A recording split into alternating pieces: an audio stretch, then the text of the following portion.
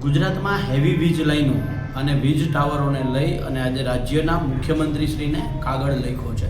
કાગળ એટલા માટે લખ્યો છે કે આવનારી 20 તારીખે ભારતીય કિસાન સંઘ અને સરકાર આ બાબતે જાણે કુલડીમાં ગોળ ભાંગવાનો હોય એવી રીતે માત્ર અને માત્ર ભારતીય કિસાન સંઘને એકને જ બોલાવે છે એવા સમાચાર મળ્યા છે. મહત્વની વસ્તુ એ છે કે આ વીજ લાઇનની અંદર જે નોટિસો ખેડૂતોને આપવામાં આવે છે એ અલગ કાયદાથી આપવામાં આવે છે અને જે વળતર જેના આધારે નક્કી થાય છે એ ગુજરાત સરકારના પરિપત્રો છે. 2003નો ઇલેક્ટ્રિસિટી એક્ટ હોય, 1885નો ટેલિગ્રાફ એક્ટ હોય, 2013નો જમીન સંપાદનનો કાયદો હોય કે 2025ની કેન્દ્ર સરકારની એસઓપી હોય, આ દરેકની અંદર ખેડૂતને જે નુકસાન જાય છે એની સામે એને નુકસાનની સામે યોગ્ય વળતરની એમાં જોગવાઈ કરવામાં આવી છે. હવે ખેડૂતોને જે નુકસાન જાય છે તો એ જે ખેતરમાંથી તાર નીકળે છે એ ખેતર ક્યારેય બિનખેતી ન થાય એટલે એની લાઈફ ટાઈમ કિંમત ઘટે છે. જે કોરિડોર નક્કી કરવામાં આવે છે આ કોરિડોરની અંદર ખેડૂત મકાન, બોર, કૂવો કે બાગાયતી પાક ન કરી શકે એટલે એની કિંમત લાઈફ ટાઈમ માટે ઘટે છે. એટલે જે લાઈફ ટાઈમ માટે જે કિંમત ઘટે છે એની સામે 2 લાખ 5 લાખ રૂપિયા આપવામાં આવે છે અને એની જગ્યાએ રાજસ્થાન સરકારે હમણાં 2025માં જે નવી એસઓપી આપી છે એ મુજબ 400% બજાર કિંમત કરતાં 400% કિંમત વધારી અને ખેડૂતને વળતર આપવું એવું રાજસ્થાન સરકારે જ હમણાં જ એસઓપી જાહેર કરી છે. જે કેન્દ્ર સરકારની એસઓપી છે એ જ મુજબની આ વાત છે.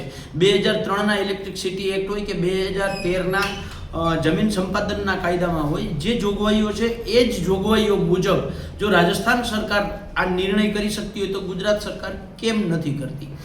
નંબર 3, અત્યારે ગુજરાતની અંદર 200 કરતાં વધારે 66 કેવી કે એનાથી વધારાની લાઈનો જે છે એનું કામ ચાલુ છે. આ કામોની અંદર તમામ નીતિ નિયમોને બાજુએ મૂકી અને માત્ર પોલીસ સ્ટેશને જઈ અને પોલીસ સ્ટેશન જ ડાયરેક્ટ તમામ નિર્ણય કરતા હોય એવી રીતે પોલીસવાળા ખેડૂતને ફોન કરીને બોલાવે, ખેડૂતને બોલાવીને ધમકાવે એટલે વીજ લાઇનવાળાએ ન જાહેરનામું બહાર પાડવાનું રહ્યું, ન કલેક્ટર પાસેથી મંજૂરી લેવા જવાની રહી, ડાયરેક્ટ કામ છે બધું જ એને પોલીસ કરી આપે છે. તો જે આ પોલીસ અને પ્રશાસનની મિલીભગતથી તમામ નિયમોને નેવે મૂકીને અને રાજ્ય સરકાર પોતે કાયદાથી ઉપરવટ જઈને જે કંપનીઓની ફેવરમાં પરિપત્રો કર્યા છે ત્યારે આ બાબતે જો ભારતીય કિસાન સંઘ અને સરકાર સાથે મળી અને કુલડીમાં ગોળ ભાંગવાનું હોય તો એ ક્યારેય ચલાવી શકાય નહીં. રાજ્ય સરકારે જો ખેડૂત સંગઠનો સાથે બેસી અને આ હેવી વીજ લાઈનો બાબતે ચર્ચા કરવી હોય તો ગુજરાતમાં લગભગ 70થી 80 રજિસ્ટર્ડ ખેડૂત સંગઠનો છે, રાજકીય પક્ષોના ખેડૂત સંગઠનો છે. એમાંથી કોઈને તો બોલાવે, માત્ર ભારતીય કિસાન સંઘ એક જ શું કામ?